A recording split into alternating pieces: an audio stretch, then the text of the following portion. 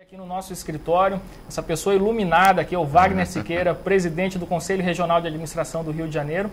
E vamos fazer um bate-papo aqui com vocês sobre os futuros da nossa profissão, os futuros da administração. O Wagner, ele é presidente do Conselho Regional de Administração do Rio e foi eleito agora, né, Wagner, conselheiro federal. Representando o Rio de Janeiro. Estamos concorrendo à presidência do Conselho Federal com o apoio de muitos colegas de muitos estados. Olha só, que legal. Pessoal, vocês podem mandar perguntas aqui no nosso Facebook, eu já estou acompanhando por aqui os comentários. E, Wagner, eu queria perguntar o seguinte, vou começar pelo panorama da nossa profissão. Hoje a gente tem mais de 2 milhões de profissionais formados em administração, mas o Conselho, diante desse universo, ele ainda é pequeno. Ele tem quantos registrados hoje? O sistema nacionalmente nos 27 estados tem menos de 360 mil registrados. Quando um colega não se registra no Conselho, quando ele pergunta por que eu vou me registrar, ele em verdade está incorporando o processo de desagregação que existe no seio da profissão. É um processo de inconsciência, por culpa dele, muito, mas também por culpa das organizações representativas da profissão que não conseguem motivar esse colega, fazê-lo tomar consciência do papel fundamental que ele terá no registro. Portanto, o número de registros na profissão é muito abaixo do que o número que deveria ser. Agora, muita gente não enxerga o sentido individual de se registrar. Como é que a sua proposta para atrair essa pessoa para dentro do Conselho? Muita gente não conhece sequer o Conselho, não sabe qual que é o papel do Conselho, o que o Conselho faz. O Conselho tem 3 papéis fundamentais, que são formais na realidade brasileira de 29 profissões regulamentadas. Pode-se discutir essas profissões devam ou não devam ser regulamentadas. No caso do Brasil, há regulamentação e somos 29. Todos são iguais. O registro é um ato de obrigação legal. Registro de pessoa física e registro de pessoa jurídica. Aquelas organizações que atuam no campo da administração, obrigatoriamente têm que ter o registro. O outro papel do Conselho é o papel de fiscalização do exercício profissional, o que pressupõe, aqueles que o exercício ilegal da profissão deve ser fiscalizado e controlado pelo próprio Conselho. E a terceira função, que compete a todas as profissões em geral e ao Conselho de Administração também, é a questão do exercício ético da profissão. Acho que essas são as atividades essenciais. Acho que o Conselho, o sistema, tem que agregar valor à anuidade. Aí a gente entra num campo de objetivos complementares que o Conselho deve fazer para dar sentido à própria entidade. Então, o processo de formação, o processo de agregar valor do clube de vantagens, o processo de formar quadros e lideranças para a profissão, são funções que o Conselho deve complementar associadamente ao sistema de ensino, ao movimento sindical e às associações que são entidades da profissão relacionadas ao desenvolvimento e do conhecimento específico da profissão, como recursos humanos, logística, processo, etc. Wagner, a base da sua carta-programa para o Conselho Federal é colocar o Conselho Federal a serviço dos conselhos regionais. Como é que é hoje em dia e por que você quer mudar isso aí? A gente tem que sair, a lógica do Brasil, a Federação Brasileira nasceu de cima para baixo. Quer dizer, por isso que os nossos estados são fracos, os municípios também, e a União é muito forte. A lógica é diferente, por exemplo, do caso dos Estados Unidos. Tivemos eleições ontem, A gente vê na Federação Americana a federação nascer dos estados para cima. A federação é consequência da força dos estados. Por isso que é um país, Estados Unidos da América. O que acontece com o sistema? Não é possível o Conselho Federal ser uma instituição, como organização forte, e os conselhos têm desempenhos e estruturas completamente fragilizadas em relação a uns com os outros.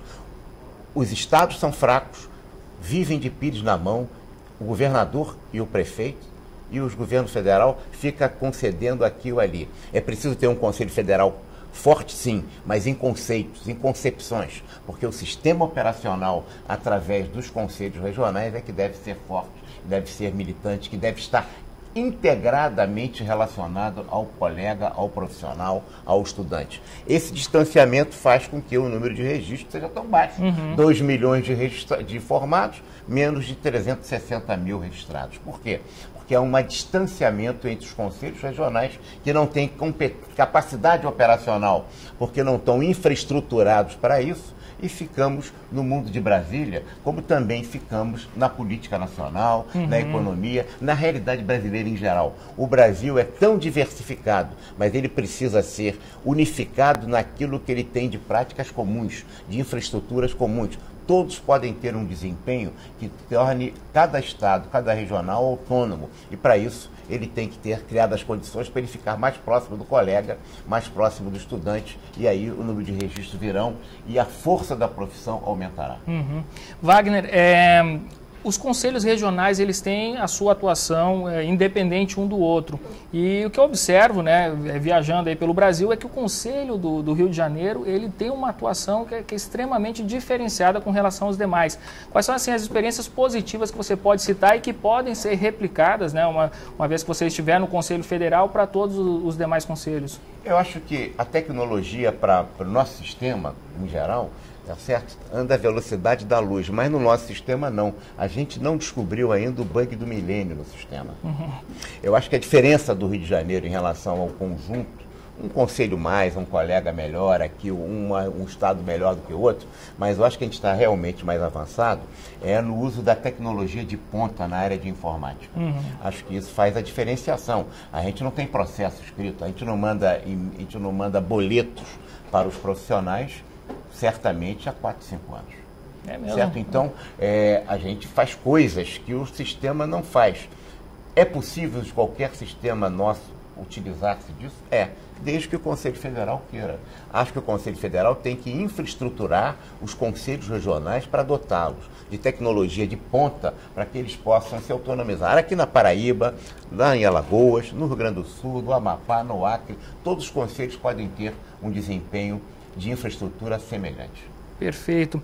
A gente já está recebendo aqui algumas questões, alguns comentários aqui dos nossos usuários.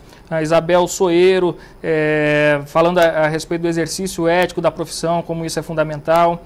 O Douglas Lima, ele tem uma colocação aqui que ele diz o seguinte, Wagner, ele acredita que a falta de incentivo por parte do Conselho, né, como um todo, em atrair os profissionais a se registrarem, que esse que seria o principal problema, né? Claro, se você não agregar valor à anuidade, por que a OAB pode conceder um desconto numa passagem da TAM a um advogado registrado no Conselho e o nosso sistema não conhece? Não tem isso. Quer dizer, é preciso no mundo prático, no cotidiano da vida, que você justifique e agregue valor mesmo a essa anuidade. Clube de serviço, certamente. Se você dá cursos bons, oferece oportunidade de desenvolvimento do colega, a anuidade passa a ter um sentido, porque ela fica barata. É um investimento, ele não verá o pagamento da anuidade como obrigação e como uma despesa. Hoje em dia, como é que o Conselho, como é que o sistema atua com relação à formação do administrador?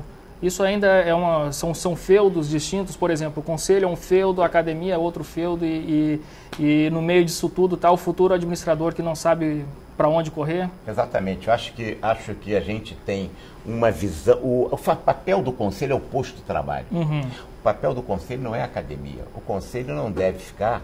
Claro que ele tem que se preocupar com a formação do administrador. Para isso, ela tem que conversar com a academia. Sim. Agora, quando a gente começa a se transformar num instrumento da academia, não da boa academia, mas dos supermercados de ensino, e aí isso deforma o processo do interesse da ação do Conselho na melhoria do desempenho acadêmico e de formação profissional. Eu acho que a gente tem que interagir, guardar dos nossos papéis. Não acharmos que somos academia, porque não somos. Sim.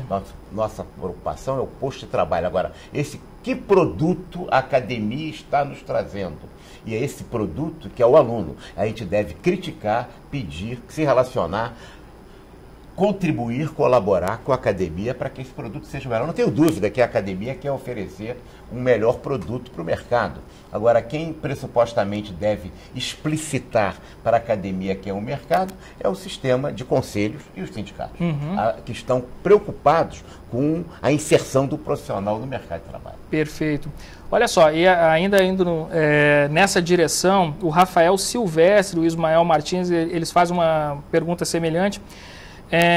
O Rafael ele pergunta quais são as ações para reverter o placar do PLS 439. Queria até que você falasse um pouco, explicasse para a turma o que vem a ser esse PLS. Esse PLS é uma tentativa importante, um projeto de lei apresentado pelo Conselho Federal, né, ao senador Donizete, do estado de Tocantins, que é um projeto que está tramitando, hoje está com o relator Romero Jucá, e que destina-se a atualizar a legislação referente à nossa profissão. Evidentemente que todo processo social ele tem avanços e dificuldades. Agora, o que precisa ser compreendido é que o processo social só avança com negociação e com mediação.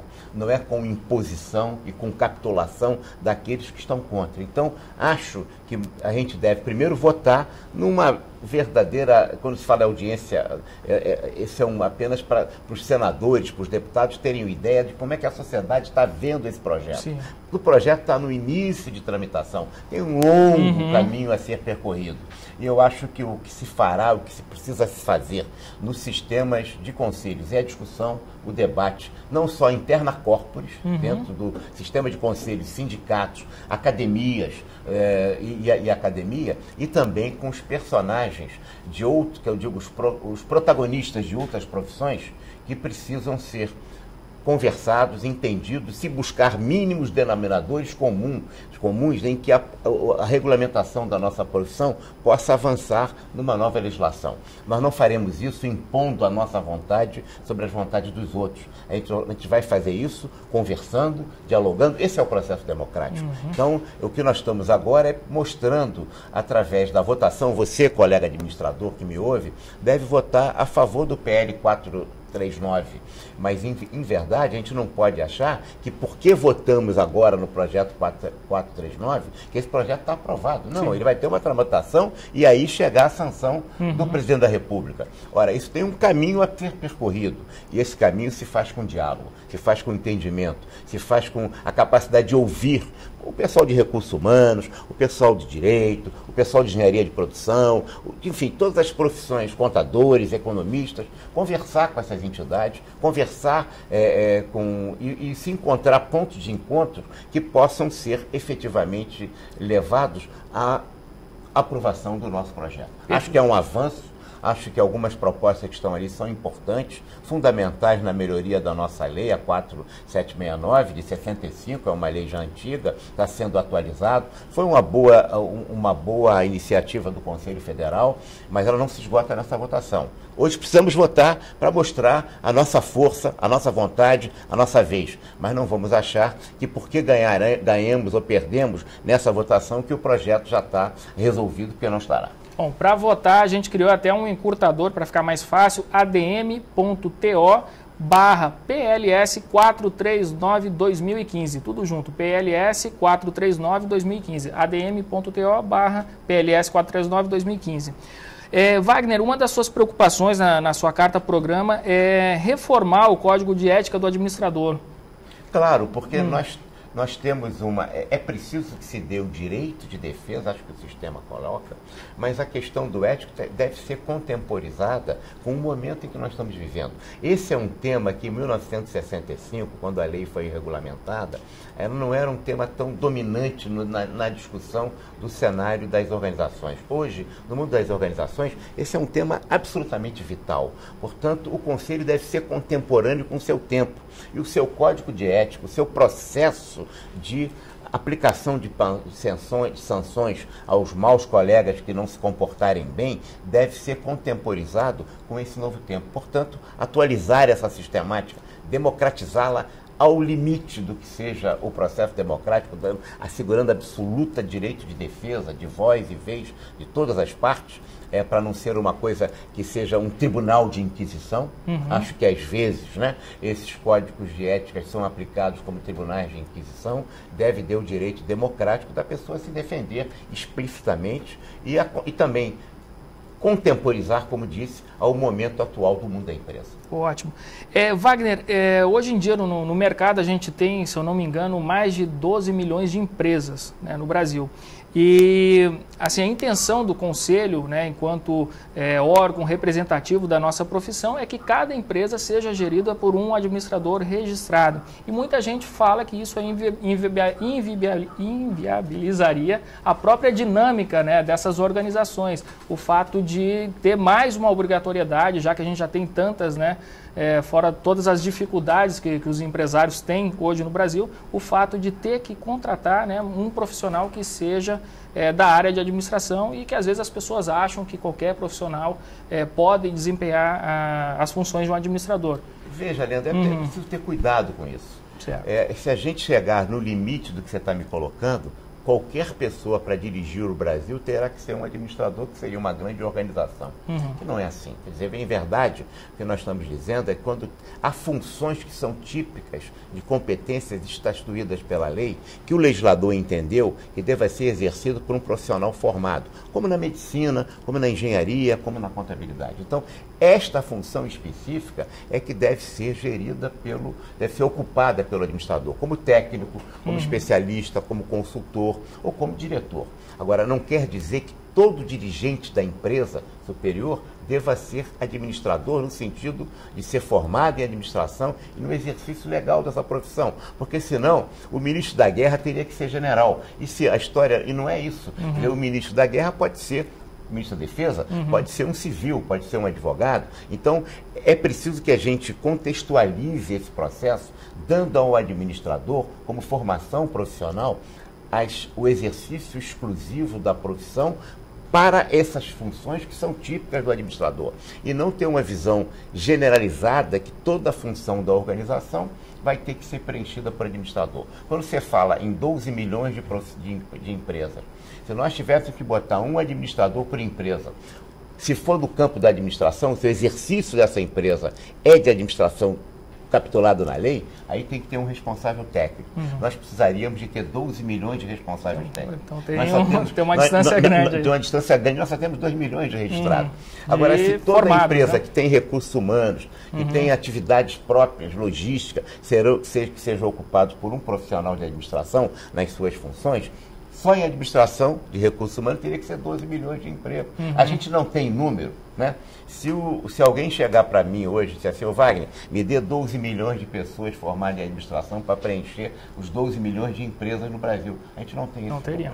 Então, a gente não teria esse número, porque a sociedade brasileira não formou esse número ainda. Então, a gente não pode levar isso ao extremo de achar que todo cargo da empresa tem que ser administrador, porque não é isso. Né? Assim como, mas toda empresa vai precisar, nas suas funções técnicas, assim como precisa do engenheiro, precisa do médico, do contador, do economista e até do antropólogo, dependendo da organização, vai precisar de administrador também. Agora, o que eu acho interessante também é que os profissionais de administração que estão nos assistindo, observando esses números, né, existe uma grande oportunidade no mercado para esses profissionais. No momento que eles conseguem se destacar nesse mercado, eles são os profissionais que essas organizações precisam. Você não acha disso? As organizações funcionam porque pessoas tiveram que estudar administração ou aprenderam fazendo, porque a formação profissional a gente não tem número suficiente. Eu diria a você que um bom indicador de desenvolvimento dos países, além do índice de desenvolvimento humano, o produto renda per capita, etc., é o grau em que um país atribui a importância ao campo da administração. Todo país cuja função, o profissional de administração, é uma profissão prestigiada, que tem reconhecimento social, esse país é desenvolvido.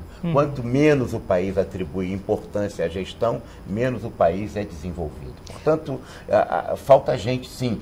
E esse é um mercado exponencialmente generoso para o exercício profissional. Mas tem outras coisas. É a empresa que discrimina o negro. que discrimina a mulher, que discrimina o velho, o portador de deficiente, enfim, é uma empresa que concretiza no Brasil o que há de pior, que é o preconceito. A lei diz que tem que fazer uma coisa, mas quem dá concretude à lei é o exercício no campo da administração. Então, há um papel importante do exercício profissional, mas há também um papel político do administrador, não é partidário, mas é político, de ajudar a transformação das organizações brasileiras em direção a ser uma organização mais igualitária, mais democrática, menos totalitária, menos discriminatória como ela é hoje. E isso é um papel que o administrador tem e que ele não pode deixar de cumprir o seu papel social. Ninguém exerce a cidadania sem exercer um papel político. E é função do profissional de administração, com outras profissões, ajudar o processo de construção do reduto autoritário da sociedade brasileira, que continua sendo a empresa, a organização. Perfeito. Wagner, se eu não me engano, o curso de administração ainda é o maior curso em número de matrículas no Brasil. Disputamos no Photoshop com o direito, né? Isso demonstra o que acho que 10, 15 anos atrás não era assim, né? Então, o direito sempre liderou. E isso demonstra um amadurecimento da sociedade brasileira nesse sentido de dar importância à administração? O que você acha? Eu gostaria de aprofundar um pouco mais esse diagnóstico. Pode ser que sim, mas pode ser que não. Pode ser que ainda a gente esteja, como esse curso é um curso mais barato, e há toda uma vocação, uma consciência, isso mesmo, da juventude de que deve fazer um curso, muitos acabam indo para a administração por ser um curso mais barato. Então, é preciso checar um pouco, pesquisar um pouco mais para transformar efetivamente na opção por administração como uma vocação e como uma base fundamental de transformação da sociedade brasileira. Eu não sei se isso é uma decorrência inelutável da consciência da sociedade, mas mas isso pode ser também produto apenas do ProUni e do FIES. Perfeito, Wagner. Deixa eu pegar aqui que a turma está comentando, deu uma travadinha aqui no iPad. Outro ponto do seu programa, Wagner, é criar um prêmio literário para publicações na área de administração. Como é que vai funcionar isso aí, né? Olha, a gente está resgatando apenas o passado. Há muitos anos atrás existia o prêmio Brahma de administração. A gente pensa que as sociedades avançam sempre para o melhor. A única regra da história que eu conheço, Leandro, é a decadência. As sociedades também não tem esse processo de evolução permanente. Sim. A gente olhar bem o processo histórico, a gente vê que tem decadência. Vê que a eleição de ontem foi uma amostra da decadência do processo democrático americano, que eles vão ter que se redescobrir e se reinventar. O prêmio Brahma era um nobre prêmio que existia na nossa profissão e durante muitos anos, no início da regulamentação, que acabou. É preciso resgatar prêmio com a importância, com peso. O Conselho pode dar esse peso. O prêmio Belmiro Siqueira é importante, o prêmio Guerreiro Ramos é importante, mas tem um empresário, por exemplo, que a gente está sugerindo, daqui do Nordeste, que foi um dos maiores empreendedores, a meu juízo, que foi Delmiro Gouveia, né? Que foi um empreendedor fantástico na virada do século XX para o XXI. A forma de a gente homenagear os empreendedores é homenagear. Todo mundo fala do Mauá, que é importante, eu não estou negando a contribuição de Barão de Mauá. Mas o Delmiro Gouveia, um nordestino, no interior das Alagoas, foi o primeiro que explorou o Rio São Francisco, antes da Cachoeira de Paulo Afonso, lá no virada do século, que deu as condições de vida, na hoje cidade de Delmiro Gouveia, né, como as melhores condições de vida do Brasil no início do século XX. Esse é um homem que precisa ser lembrado como um símbolo. As sociedades avançam com seus símbolos, com seus ícones. Delmiro Gouveia é um símbolo nordestino que precisa ser valorizado e que o Brasil desconhece. Eu tenho medo até que o Nordeste desconheça também muito. A outra questão, a gente tem os símbolos, como eu disse, as organizações, as sociedades não avançam se não valorizar o seu símbolo. O professor Hidalberto Chiavenato tem uma contribuição inexcedível, uma pessoa que está viva, atuante, permanente, produzindo, redigindo, mas a gente tem que homenagear as pessoas também na vida pelo que ele representa para a profissão. Louvar os símbolos, ele está louvando a profissão. Então, um prêmio com o nome do professor Hidalberto Chiavenato é o reconhecimento do autor mais conhecido do Brasil, que mais tem formado gerações e gerações de jovens com seus livros. Eu não conheço um administrador que não tenha passado por um livro do Esse é um reconhecimento importante do professor, né? Muito bom. Vamos ver, acho que voltou aqui. O Heider Falou que a nossa entrevista está salvando a hora do trânsito em São Paulo, que ele está parado na Bandeirantes, dentro de um Uber. Aí, Heider, valeu. Perfeito. Deixa eu voltar aqui. Bom, Wagner, e com relação à implementação de um exame de suficiência, isso é uma cobrança já antiga, né, e que a gente não conseguiu avançar. Sabe o que eu acho que falta na nossa profissão também, Leandro? E aí não é discussão, é debate. Exame de suficiência é preciso ser discutido amplamente na profissão, com o sindicato, com a academia, com as entidades de classe em geral da profissão e com o sistema de conselho. Ficar com esse assunto circunscrito ao plenário do CFA ou a um regional apenas é pouco. A gente precisa colocar o debate, quando você coloca o debate, exame de suficiência, tem que ser discutido mesmo, em fóruns amplos, democráticos, e para formar consciência. Vai ter convergência e divergência. Acho que não é só esse tema, não. Acho que há outros temas, como, por exemplo, o registro de mestres e doutores. Eu sou contra, eu sou a favor. Mas por quê?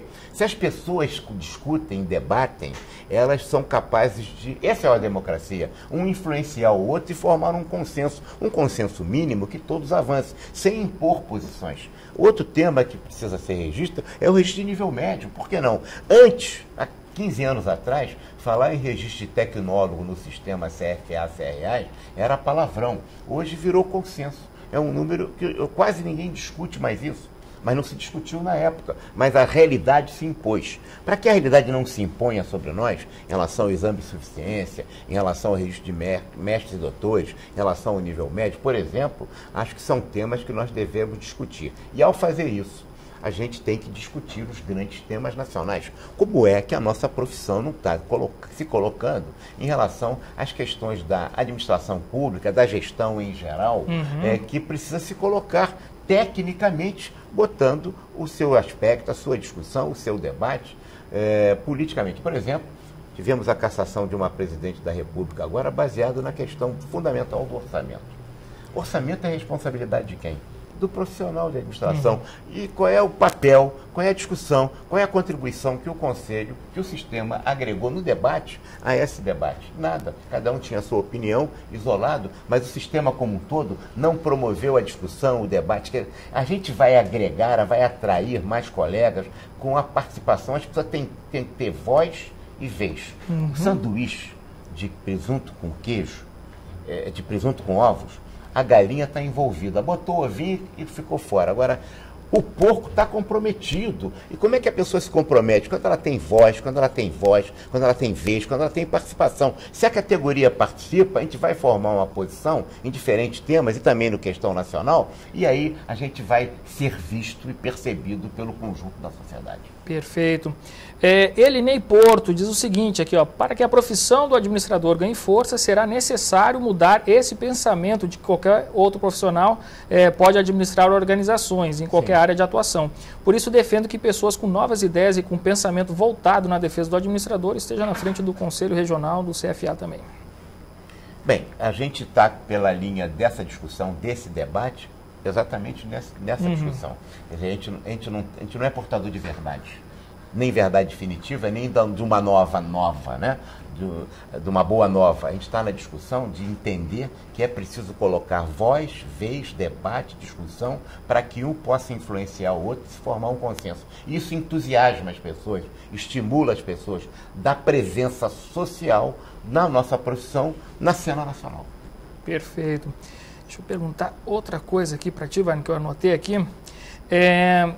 Aqui, essa história de um clube de vantagem, eu acho isso extremamente interessante. Minha esposa, ela é advogada, tem a carteirinha da OAB e volta e meia ela vem tirar onda comigo porque tem um desconto no dentista, sempre tem alguma coisa relacionada ao fato dela ser registrada na OAB. Qual que é a proposta aqui a sua proposta, né, para o nosso conselho? É fazer um clube de serviços muito melhor do que o OAB. Eu não posso eu não vou copiar o OAB, eu vou fazer melhor. Melhor, lógico. Então não tem dúvida. É uma obrigação do administrador, né? É evidente. Imagina a gente não ter um clube de serviços no sistema como um todo. Sim. Cada regional, a gente tem uma possibilidade de mobilização disso que vai agregar valor à anuidade. Ela tem razão, a sua esposa, de zombar de você, porque eu tenho vergonha também de não termos um sistema tão poderoso como poderíamos ter. E outra proposta que eu achei super interessante no seu programa, Wagner, é que você quer criar um fórum permanente de administração. Qual é a ideia disso aí? A ideia é discutir as questões nacionais. Orçamento. Orçamento no Brasil não é uma ficção, é uma fraude. Se o governador... O presidente Obama, se ele quiser mexer um cento no orçamento americano, ele não pode. No Rio, aqui em Paraíba, em qualquer lugar que você for, qualquer governador, qualquer prefeito e presidente, você pegar o Diário Oficial hoje, colega que me assiste, vai ver que tem um decreto de um prefeito, de um governador e do presidente, mudando o orçamento de um PT, quer dizer, programa de trabalho, de um para o outro. Quando ele faz isso, ele altera o orçamento como um todo. O orçamento brasileiro, o camarada aumenta, superestima as despesas e subestima a receita, altera 100% do orçamento. Ora, orçamento é a base da gestão. Portanto, como é que a gente não discute o orçamento, nós administradores? Então, um fórum permanente para discutir a questão do orçamento, para discutir a questão do controle. Acho que no Brasil o custo do controle daqui a pouco vai se tornar, se já não se tornou, mais caro que o risco. Se não tiver controle é mais barato. Em muitos casos. Quanto custou o controle da Petrobras, que passava aqueles controles todos, 2003, 2004, aprovava tudo, mas tinha controle, caríssimos. E quando chegou em 2012, 2013, começaram os escândalos, aí as empresas de controle já não aprovavam as contas. E os outros anos que aprovaram? Por que aprovou? Então, o custo do controle, como está custando isso? Então, todo o sistema tem que ser debatido num fórum permanente em temas em que a profissão tem que se mostrar a cara, tem que mostrar a cara, tem que dar soluções, tem que contribuir e tem que criticar também. O conselho, o sistema tem que parar de ser chapa branca. Quer dizer, correia de transmissão de governos A, B, C, D. A gente não está a serviço dos governos, a gente está a serviço no sentido de estar a reboque. Sim. A gente tem que estar a serviço da profissão, da transformação do país, criticando, colaborando, contribuindo e dando sugestões.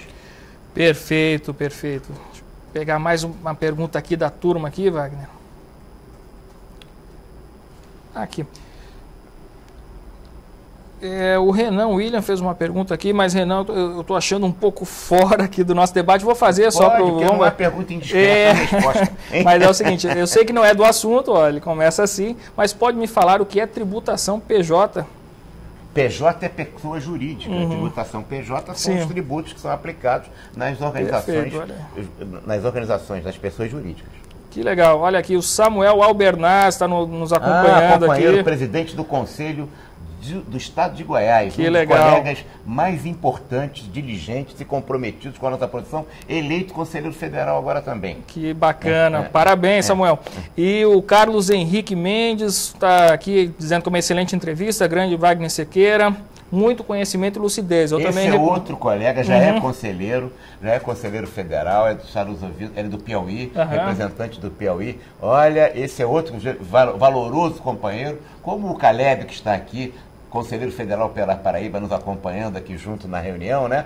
Nos fazendo a visita aqui ao site administradores.com. Esses três colegas são pessoas tão importantes que, se a gente tiver a felicidade de ser eleito, com esse grupo trabalhando no conselho, eu não tenho jeito que a gente vai fazer uma revolução. Que bacana. Então é a administração aplicada mesmo, né, Wagner? Não é só representar a profissão, mas aplicar os princípios inclusive no Conselho Federal e nos Conselhos Regionais. Ótimo, perfeito.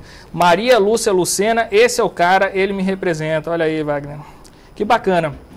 Wagner, e com relação ao futuro da administração, como é que você enxerga assim, os nossos próximos anos no Brasil, a importância do administrador, o nosso papel de relevância na sociedade?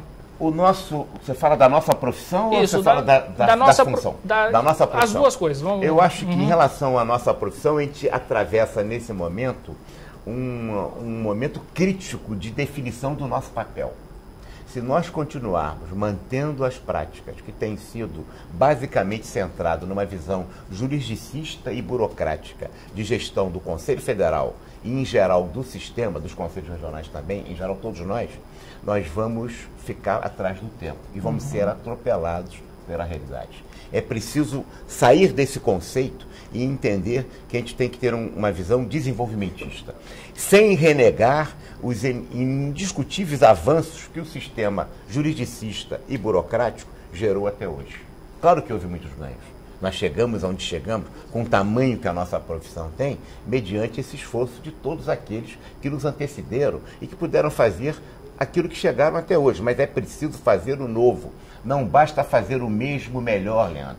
É preciso fazer o novo, porque nós estamos vivendo diante de uma nova realidade. Então o Conselho tem que se reinventar para valer. E para fazer isso, ele tem que fazer o novo. Ele tem que fazer, então, o compromisso com o desenvolvimentismo, com a visão desenvolvimentista da nossa profissão, contribuindo para os resultados operacionais das organizações, mas também com o nosso papel político de ajudar a fazer com que o reduto autoritário da sociedade brasileira, que é a empresa, seja desmontado e a gente avance na construção de uma democracia organizacional maior. Perfeito, Wagner. Olha só, o Leonardo Fuerte, esse eu conheço bem. Conhece bem? Esse é. Ele pergunta aqui o seguinte, ó, como o sistema CFA-CRAs pode contribuir com a sociedade por meio de uma ação prospectiva mais abrangente e efetiva, para que os profissionais de administração ocupem o espaço que lhes é reservado? Olha, a fiscalização burocrática e juridicista é aquela que manda assim um ofíciozinho para a empresa dizer quais são aqueles que estão exercendo, ela responde ou não responde, se entra ou não entra na justiça. Ô, Leandro, hoje a tecnologia nos oferece os sistemas de Big Data, que em vez de você fazer fiscalização em loco, um a um, você faz em massa. Se você fizer prospecção, efetivamente fiscalização prospectiva de massa, você transforma a realidade efetivamente no processo de fiscalização. Vou te dar um exemplo. Isso não é laudação nem autoelogio. Não estamos dizendo uma coisa que a gente quer fazer, que a gente fez no Rio de Janeiro.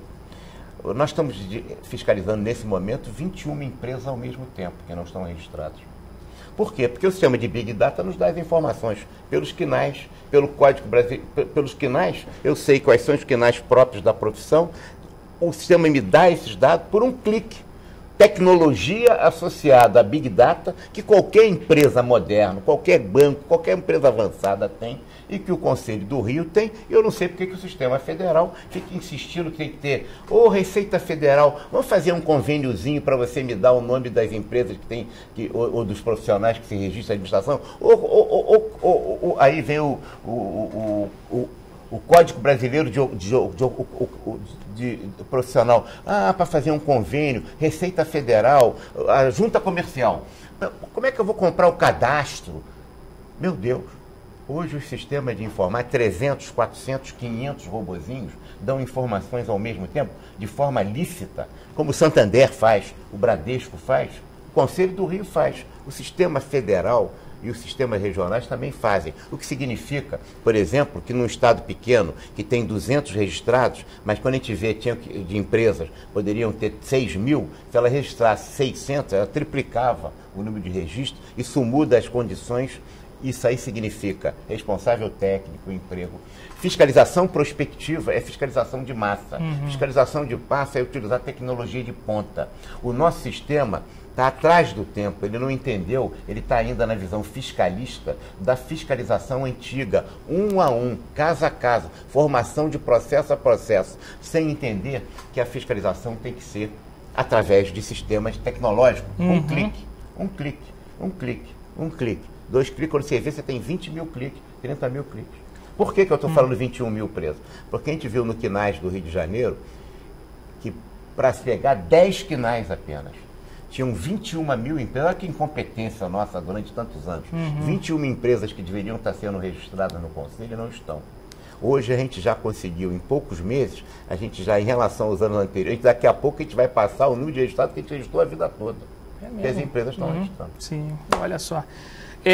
Wagner... Isso é mercado, hein? Isso é mercado que é responsável técnico, é o exercício da profissão. Estou falando de pessoa jurídica. O mesmo filme se repete para a pessoa física. O catálogo brasileiro, o Código Brasileiro de Ocupação.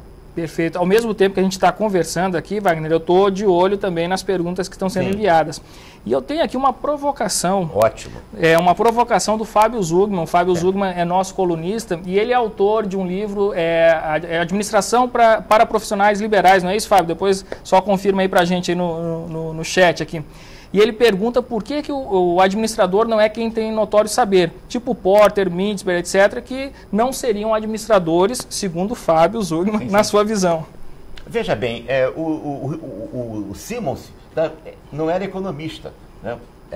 O Delfim não é economista, é contador. O Simons era engenheiro, o Malan também é engenheiro. Depois, eles fizeram mestrado, ou fizeram doutorado, nem todos fizeram, né? Então, acho que você achar que uma área de conhecimento é exclusiva, única, de uma única profissão, é um equívoco. Se ele está colocando, ele não está colocando, ele está colocando a contradição disso. Eu concordo inteiramente com ele. Eu acho que o exercício de gestão, ela é multiprofissional. Agora, compete ao administrador um papel que pode ser, que é uma equipe dinâmica, que formado por... Não dá para uma profissão abarcar o universo do conhecimento. Então, achar que uma profissão é dona do conhecimento de uma determinada área é um equívoco. Imagina se só médico pudesse entender de cirurgia. Eles estavam perdidos. Quem mais contribui para a engenharia, para a medicina hoje é a engenharia médica, né? Então, você tem que, nas organizações, a mesma coisa, agregar conhecimento de multiprofissionais. Compete ao administrador um papel nesse grupo, efetivamente, mas ele não é dono da cocada preta. Perfeito, viu aí, Zugman? Olha aí, vocês estão em sintonia de pensamento aí, cara. Silvia Aparecida Pereira Lima, curso de administração é o curso que mais recebe alunos. Com certeza já tem milhões de administradores formados aptos a exercer a profissão em todas as empresas do país. Isso aqui ela está exclamando. Você concorda? Em verdade, as pesquisas nos informam, dentro das condições de qualidade de pesquisa no Brasil, em verdade a gente tem pouco mais que 2 milhões de formados até hoje. A gente não tem os 12 milhões ainda. Imagine que sejam muito mais. Mas, em verdade, o processo educacional brasileiro é muito retardatário, né? Então é muito recente. Agora que a gente está atingindo números grandiosos em processo de educação, mas se comparar com a Bolívia, proporcionalmente à nossa população, o número de pessoas, estou falando da Bolívia, hein? Com o Paraguai também, a gente tem muito menos profissionais formados em nível superior do que tem o Paraguai e a Bolívia em relação às populações desses países, que são muito menores. Sim. Portanto, o número é pequeno ainda, não é tão grande como ele imagina, mas já são 2 milhões. Precisa chegar a 12, 15. Né? Vamos nessa. O Rafael Silvestre, ele traz uma questão interessante, que é como melhorar a fiscalização dos concursos públicos, né? Hoje, leigos e inabilitados realizam concursos para áreas privativas do administrador. Por exemplo, analista administrativo, que pode ser graduado em qualquer área de formação. Essa é uma histórica luta que nós temos perdido ao longo do tempo, porque historicamente permitimos que chegasse a esse ponto.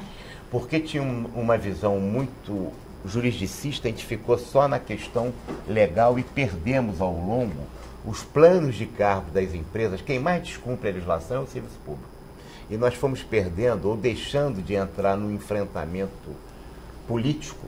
O judicial é o último recurso que nós devemos fazer antes de fazer a luta política. E hoje chegamos a umas circunstâncias em concurso público muito difícil.